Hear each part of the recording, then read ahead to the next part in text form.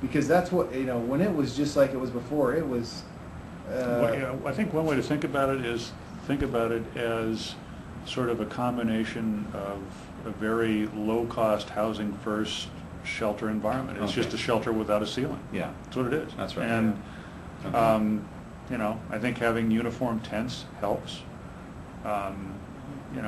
We always have an ongoing problem with the homeless. They collecting things and keeping them around their tents, and we still have to go through and say, okay, that you can't have all this outside. You've probably read get the rid of rules it. that are up there. Yeah. And that was all just to keep. Come on, let's keep this neat and clean. We provide you the fire rings. We provide you with the barbecue areas. We're providing you 3 meals today through the service providers. Just keep it clean. I think the other thing is, in terms of building the internal political will inside the city, one of the things that we had was a fairly high volume of calls for service, both to police and code, related to the chronically homeless.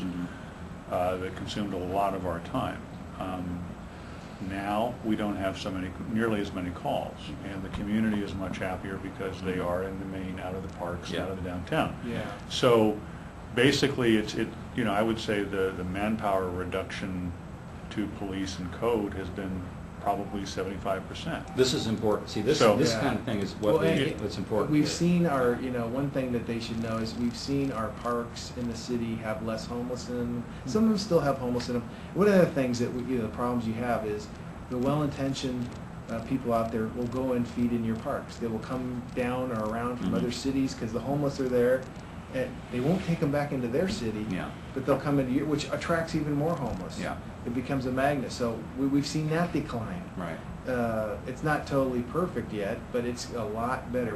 What didn't work, having no controls and just an open area. And I know you can't control that, but that was what really made it just. I handled the press, and it was just that this is they love these stories. Oh, they're glomming onto this because the whole thing about the recession and what's going on, and may blow it out of proportion and make it a huge issue. And isn't America terrible? I even had international firms contact me.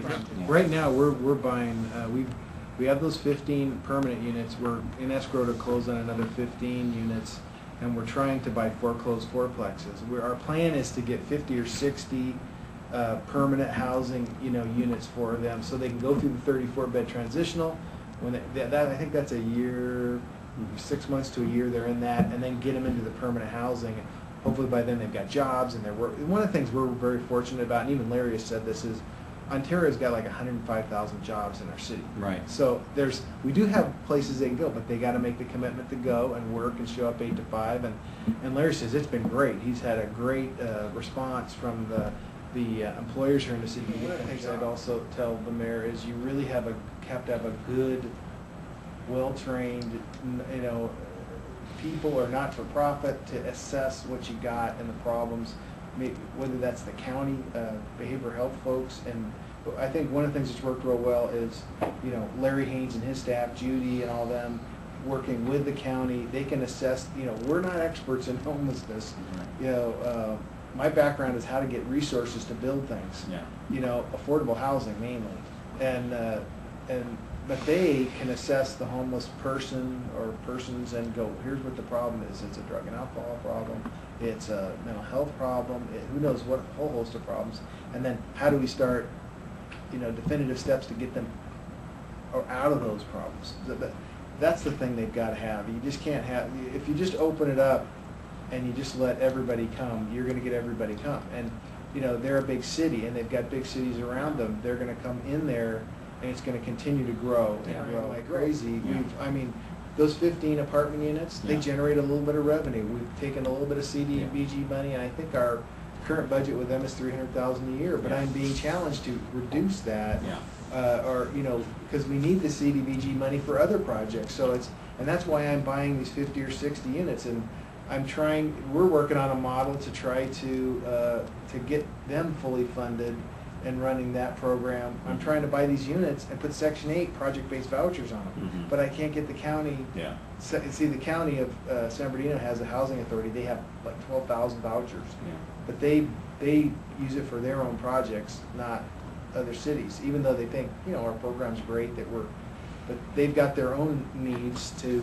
Now is a good possible. time for cities with some of their home money and their CDBG money that they get in the set-aside housing set. Although set-aside's been hit hard by the state of California because most of, I don't know if you know this or not, but whenever this is my little housing pedestal that I stand on. But whenever there's a downturn in the economy, the state says, oh, we need help. Send an ERAF payment. You need to make your ERAF payment, cities. That's Educational Revenue Augmentation Fund. You know about that? No. Well, what that is they come back to cities and go, send us your redevelopment money back. Mhm. Well, this year we had to send $3.5 million back to them. That came right out of the set-aside fund. Every city has, or most cities with redevelopment areas, Sacramento's no different. Right. They have a redevelopment area, and that takes a lot of money Right. out of your fund, which you could be using to work with a nonprofit to buy units, to create a way for homeless to get, once they're through the transitional and they got a job, you could place them, Yeah. and you could take the revenues from those units and help fund the program. But that's what the model we're trying to work on, because there's no money out there. A couple more for questions. ongoing revenue. What about federal funding coming? Is there anything on the horizon? that Well, you know we've of? got, we don't know all the rules yet, but we just heard that the administration's going to be sending us $997,000 for prevention of homelessness, but the rules are kind of murky right now. We don't know what that can be used for, other than counseling and, Okay. my problem is I need facilities. Yeah, right. I need places where counselors can take them and they can live. We can start stabilizing their lives. Mhm. The ones that want to come out of That's homelessness. right. That's what when you build these facilities like our intake center. When you take EHAB-CD, there's a whole host of regulations, Mhm. and you can't. Your facility can't just be for Ontario homeless. Yeah. You got to open it up to the world. Yeah. Well, that's when the community. What we don't mind helping our population, but why are we helping everybody else's? And that's a difficult problem because and the county's money has strings, which have other cross. We've got to get together on these regulations here Yeah. and make it enticing for a city to go to help their homeless Exactly. and take it on. Yeah. And the way the rules are written right now, it makes it really hard to get something done. I don't want to take too much more of your time, so is there anything else you think would be important just to share or ideas to offer?